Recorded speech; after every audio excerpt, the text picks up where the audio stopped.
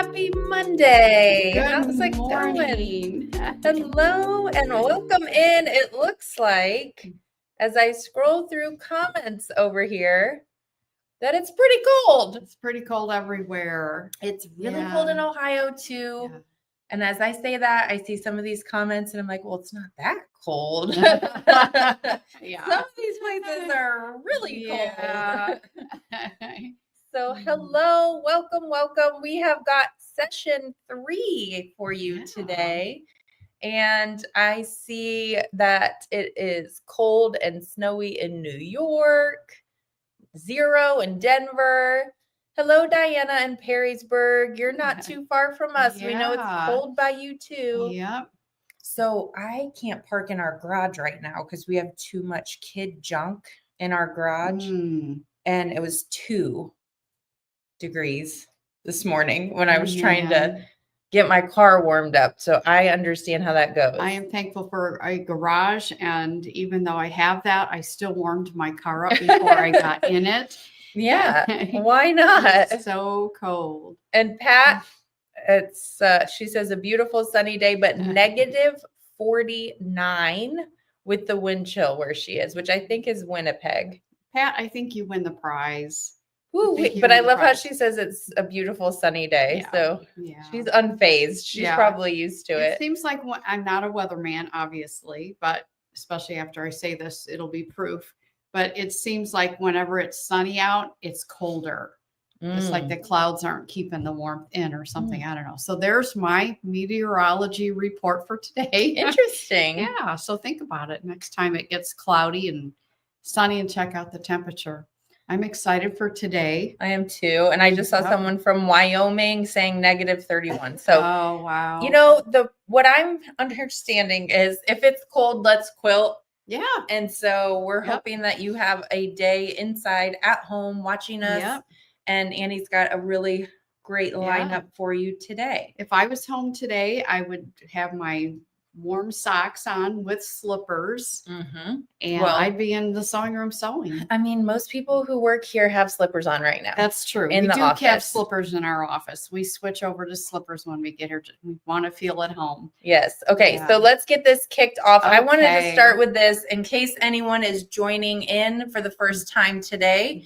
We are actually in our 3rd session of a sew along to complete this gorgeous quilt, which is Heirloom Feathers. So this is still available. You can purchase it on our website if you're interested. Most of you probably have it, and that's why you're here to learn a little bit of something.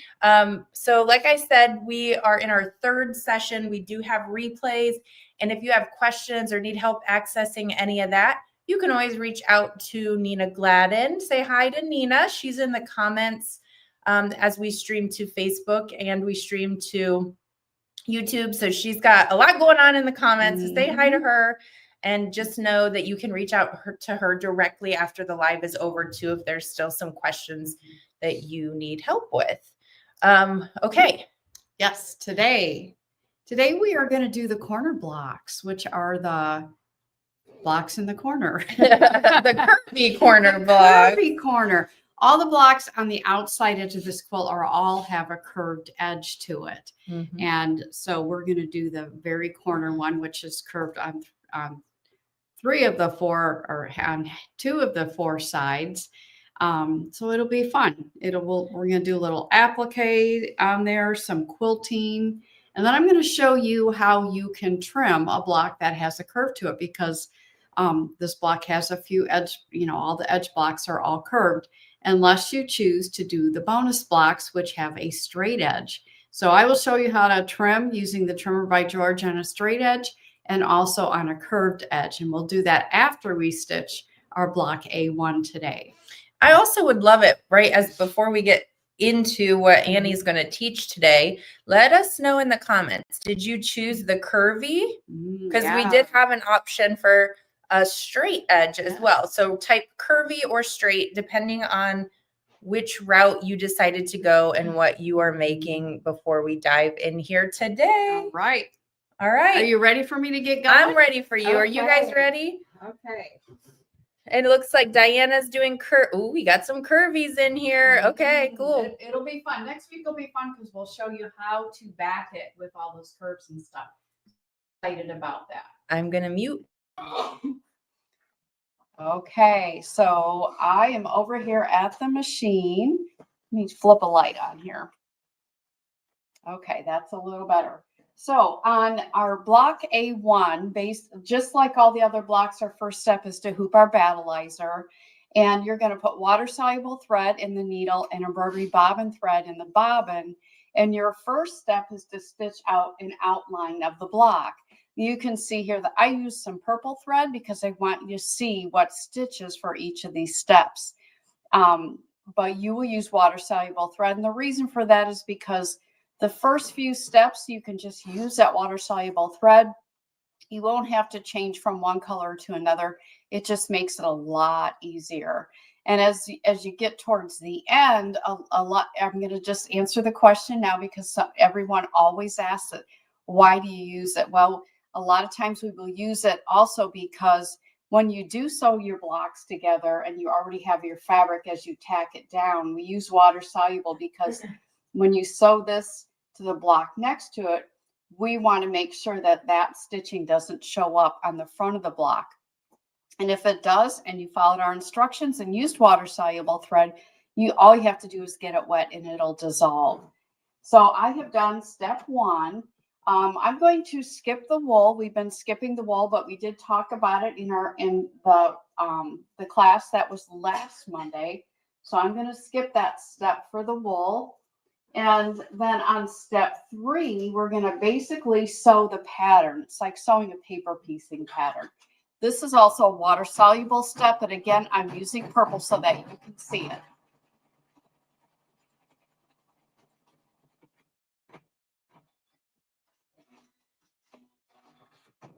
Okay, so then our next step is you're going to take your fabric 3, which for me is this pretty blue fabric here, and we're going to place it right side up, and it's going to go in this section right here, and it will be tacked down right here. And again, this is also a water soluble thread step, just so you know. And again, it's because it stitches on the edge, and we don't want that showing on the front when you sew this block to the adjoining block. So I'm just going to peek underneath, and just to make sure that I'm sufficiently covering all the edges. I have about a ½ inch on the outside of the block. So that is also a good sign that you have it lined up correctly. And I'm just going to hit the start button, and it's going to sew a tack down stitch. And again, I'm using purple, but you will use water soluble.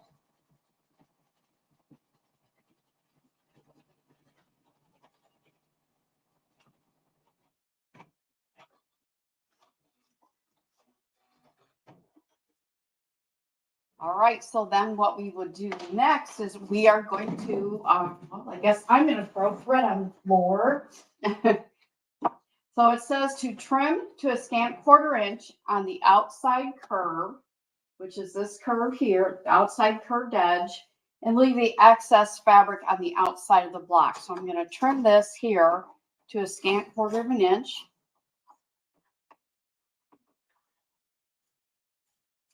And the cool thing about doing this when you make quilt blocks this way is that you don't have to have precise pieces of fabric. You don't have to have a precise seam, because what we're doing is we're doing the stitching first and then we're trimming. So even though we might tell you a 1/4 inch or a scant 1/4 inch, you don't have to worry about measuring and getting everything perfect because it's digitized to already be perfect.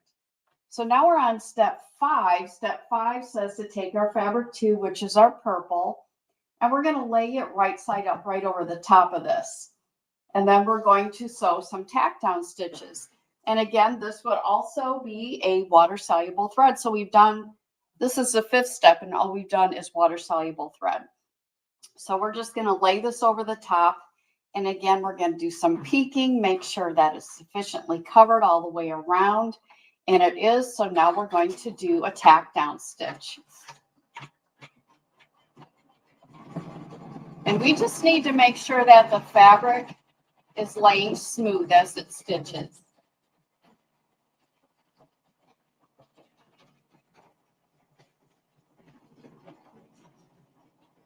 I wanted to point out that when it's stitching right here, it is stitching over it twice, and actually the stitches got a little smaller, and that's a hint that how we're going to trim it is right up close to that stitching.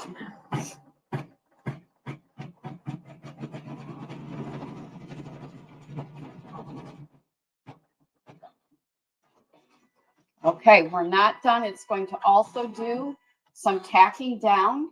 Here in the corner is that little flower petal design. And again, the stitches got smaller, and we're going to go over that twice. Again, a sign that we're going to trim that close to the stitching.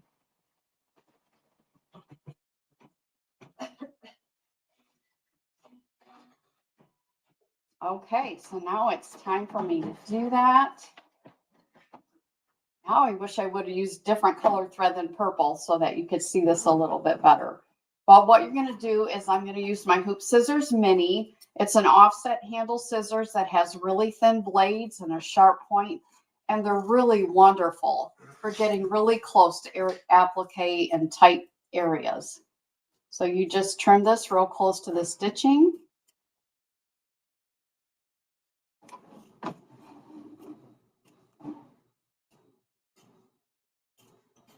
And any fabric that is on the outside edge of the block right here, you're going to leave that there. And now I'm also going to trim this real close to the stitching right there.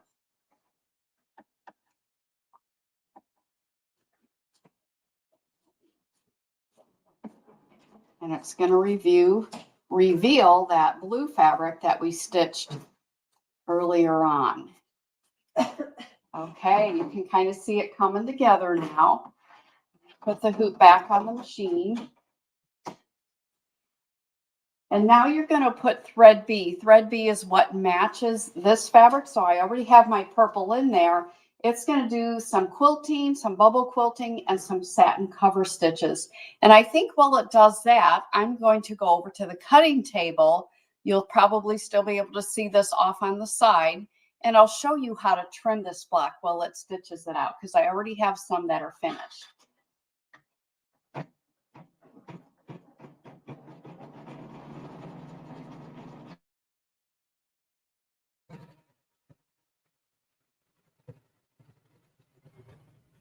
Okay, so here are some of those curved blocks that are already finished.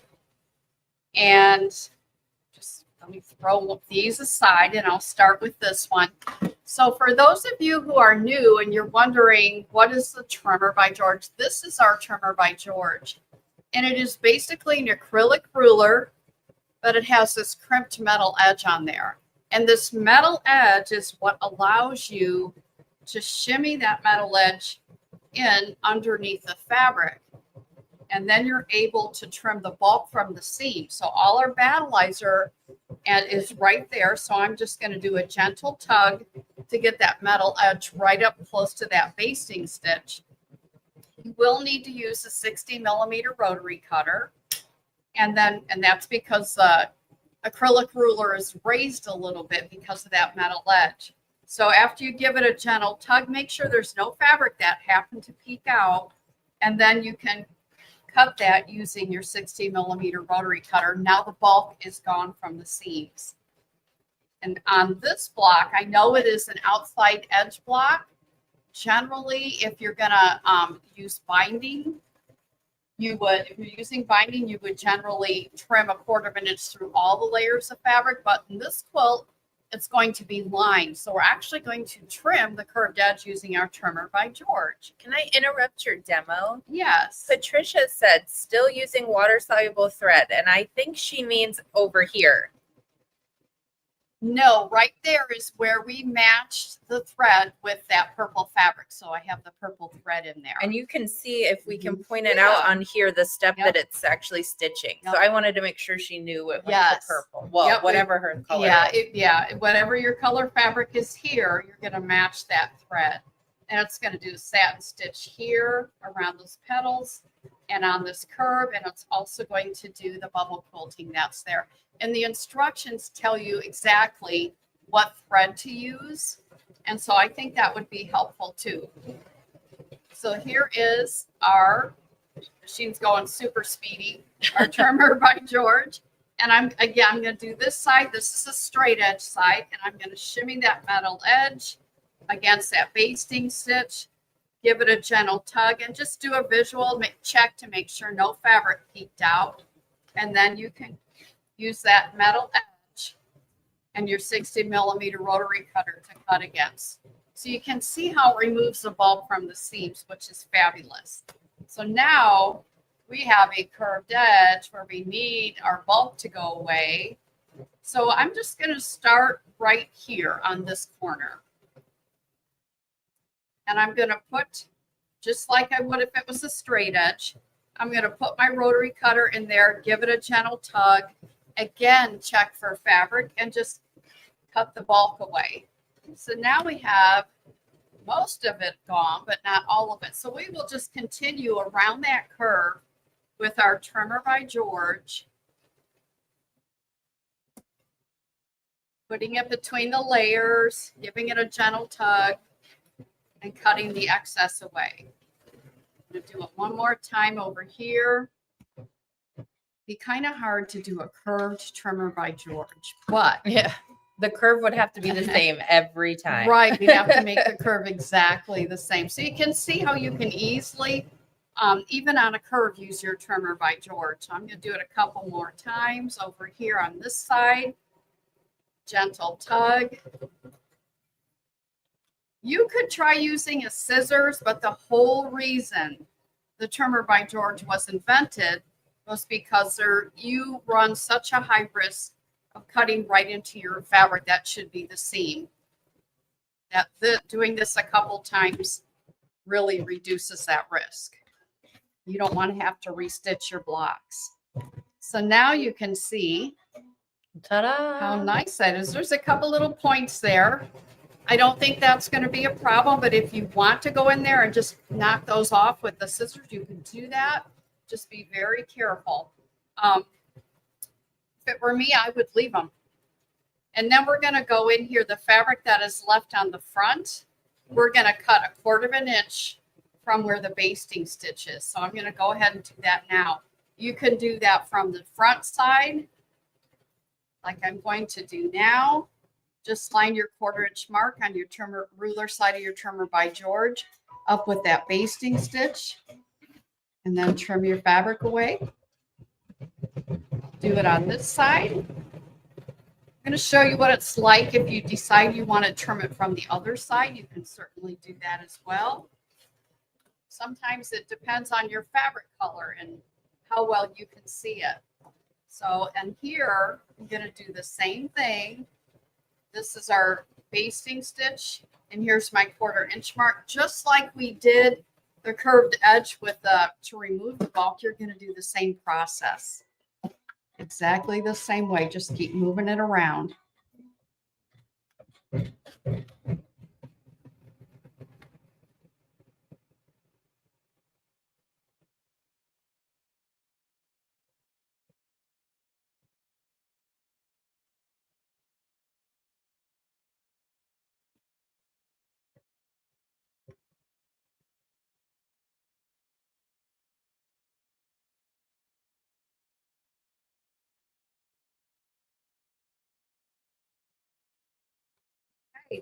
Are you seeing any questions, Aubrey? No questions, but if you have them, we'll stick around and get them answered. I see Diana's on Facebook said, awesome, never thought to do that. And let's see, Harry and Barb, hi there. They said, interesting, using the TBG on a curve. Yep, there we go. So next week, I'm going to have, these are the same blocks. I have the one that's in the machine, and I'm going to trim those up. And we're going to talk next week about how to sew your seams, how to mark your match points with the pins, and then sew the seam. And then we're going to talk about pressing. And one of the tools we use is a strip stick, and that is especially important if you have used wool in your blocks. So that's what we're all going to go over next week. Well, and this might be a good time to pop this up on the screen because these are all the tools that we love, recommend. They're on our website. In fact, I'll actually have Nina post a link to the Heirloom Feathers part of the website so you guys can take a look at that. But I mean, we've used it all, right? We're using the battleizer. We've used the scissors. She showed you the trimmer today. And then I'm sure you mentioned the strip stick, but we're going to be showing that next week. The wool's great too. And then of course the Vanish Light thread and mono poly thread. These are all just things. If you order the design, we're going to mention these in the instructions and we're going to show them during the sew along classes. So just so you guys aren't like, what are you talking about? Here they are. What are those things? What are those things? And Nina just posted the link. So you can go to that link. The tools are on that link as well. And then you can read the descriptions for a little more info or just get a hold of us too, for sure. Okay. You want the camera back over there? Yeah. All right. Okay, so we finished with our stitching with the purple thread. Step 7 says to put thread D. Thread D is what's going to match. It's this blue right here. It's going to match that blue fabric. And all that's outlined in the instructions that your our thread, let me get it right here, letters and numbers. Like if, for instance, your fabric 1 is green, then your thread A, so your 1 and your A are going to match. But the instructions all tell you that. So for this step, it says to put thread D, which matches this fabric, in the needle only. And we still have embroidery bobbin thread in the bobbin, and we did for the last step as well. So now it's going to sew some decorative stitches. And I think that's about all it's going to do. It's going to sew some stitching in this area as well. So I'm just going to let it start so you can see what it's going to do. I have a thread tail I want to clip on here so it doesn't get stitched over. And then I'll go over to the cutting table, Aubrey, and I'll show them what it's stitching right now.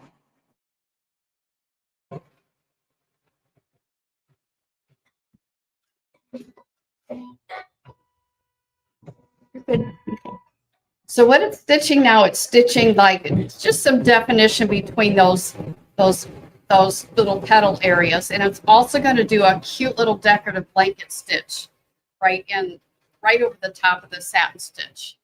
Makes it look so cute.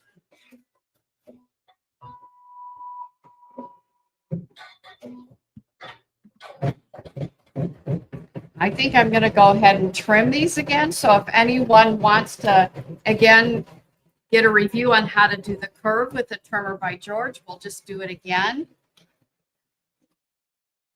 That's a straight edge piece of cake. Slide that metal edge in between the layers and give a gentle tug to get it nice and close. And my block over there is finished. So then again, to do the curved edge, you know, we have a straight ruler and a curved edge, but we can slide it in and make our first cut and then just move it along that curve as you go.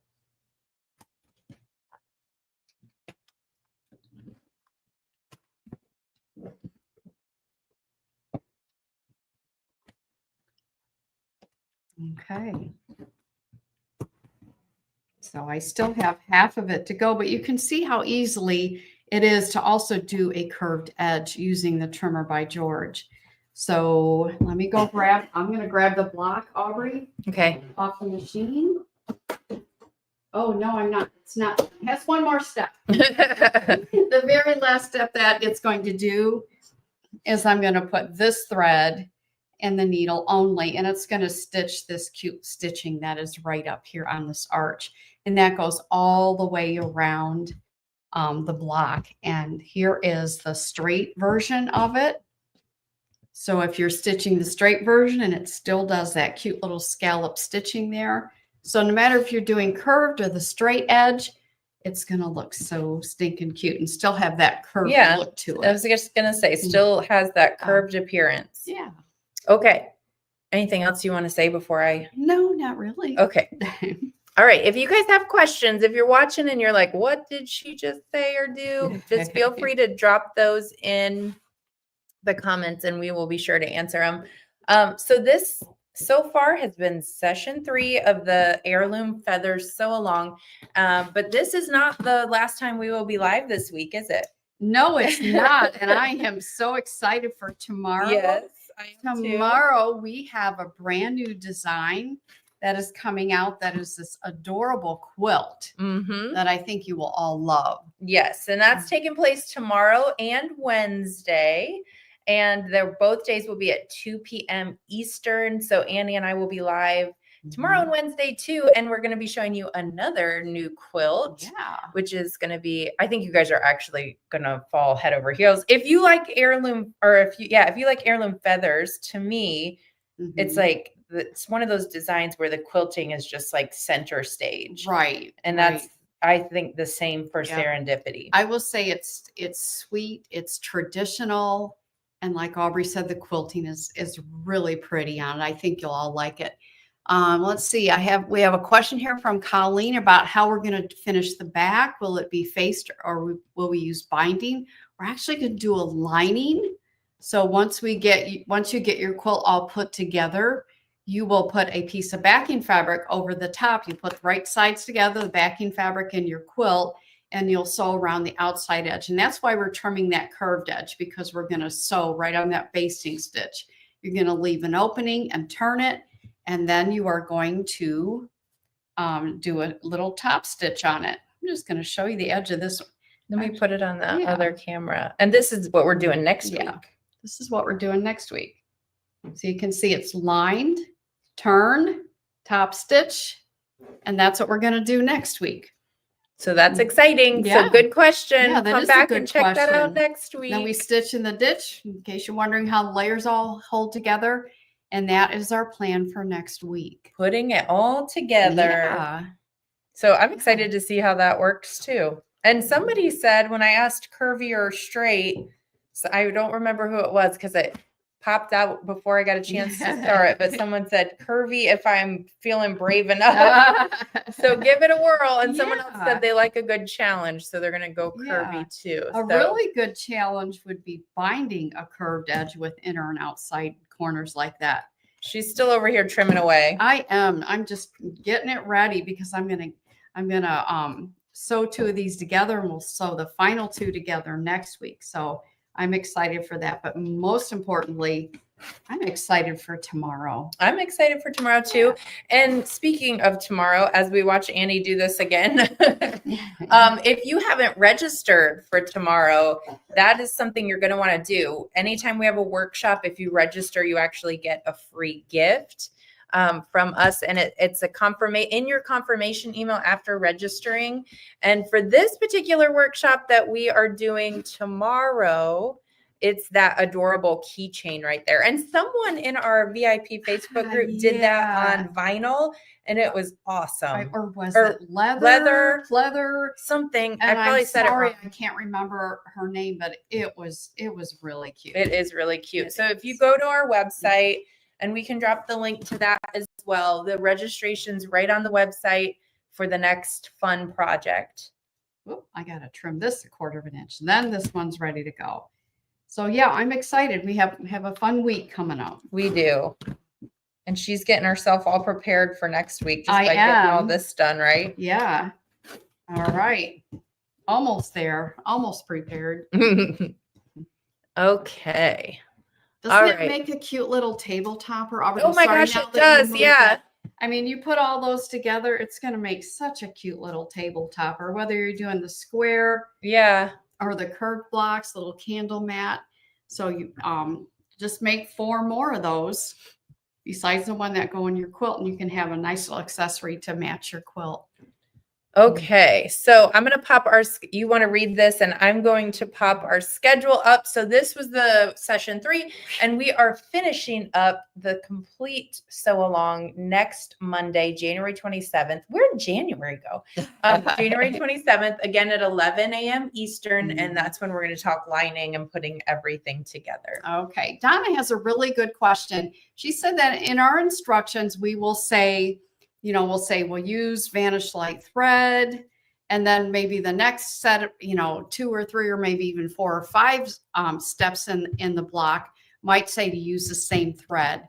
And we are talking about the water soluble thread. So if you get to like step 5 and you're like, well, what was the same thread? Just keep backing up until you get to what the next thread is. So you don't have to change it until we tell you specifically to change to a thread B or a thread D. So Donna, just keep whatever's in the needle, and it's most likely the water soluble thread. And you were watching on Facebook, Donna. So if you missed a session, if you're in our VIP Facebook group and you go to the guides section, we have the replays from each of the sessions in the guide for heirloom feathers, which just makes it really nice to go. You'll be able to go back and watch the replay whenever it's convenient. And well, it's great live because we can answer your questions. Right. It's always nice to kind of catch the replay too, because you can pause, rewind, and all that kind of stuff. So I would say if you're watching on Facebook, that means you can definitely get into that group as well. And we don't want you to feel lost. If you ever feel lost and the replays aren't helping, you always have Nina to get a hold of, and she can definitely help you. Yes. Okay. Bear with us while we look at questions to see what else we may need to answer. Hoping we catch them all. All right. Let me see. And then I also wanted to pop this up on the screen. So if you have specific questions, you can always reach out to us too after this live. You can reach out to Nina. Her phone number is there. Her website. Her email address is right there too. So feel free to reach out if you're feeling like, where did she say that was? Or how can I get the replay? The replays are definitely in your email as well. So if you ordered the design, you're getting reminder emails about the lives, and those also include the former replays. The other place you can find former replays, by the way, is if Nina could drop the Heirloom Feathers link again at the top of that page where it says session 1, 2, 3, those are linked. So you will be able to watch the replays and find the lives and all that good stuff. That's too. Nice. Michelle had a question about the hoop scissors and keeping them sharp. And they stay sharp for quite a while, but like anything, a knife or a scissors, it's going to need to be sharpened. If you have, what I like to do is to make sure if you're doing a trimming applique is to use the minis. And if you're trimming a larger area fabric, to use the larger hoop scissors. That'll help keep both of them sharper, to use them for their proper purpose. Another thing I like to do, and not everybody can or wants to do this, is I'll have one scissors by my machine, one on my ironing board. We got one at my cutting table. Place. Every station in your sewing room could probably use the scissors. But if you do need one sharpened, there's Nina's information. Give her a call and we will get a hold of the manufacturer, and we will make sure that we can send your scissors off to them and they can resharpen them. Or if you have your local sewing store, a lot of times they will sharpen scissors also. So hopefully, Michelle, that was helpful. Okay. Any other questions in here? Let me make sure. Oh, yep, we got that. I think we're good. Okay. So again, Nina dropped the Heirloom Feathers link. So that's more than just ordering right there, guys. That, like I said, the top of that has links to each session. So if you need to catch a replay and need an easy place to grab them, there are a few places, but that place is nice and quick and easy to get to. There is a hugs and kisses guide in there also.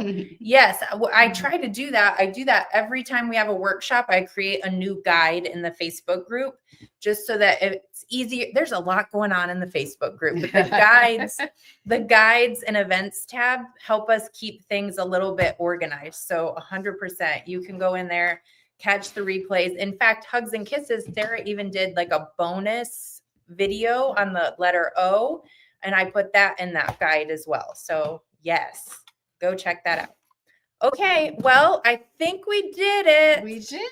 Don't forget, tomorrow and Wednesday, we'll be back for the Serendipity workshop. And again, next Monday, January 27th, we will be finishing this up by putting everything together. Yep. Get registered for tomorrow. Yes. Yeah. Okay, everybody. We will see you tomorrow. Yep. Thanks for joining us. Bye-bye. Bye.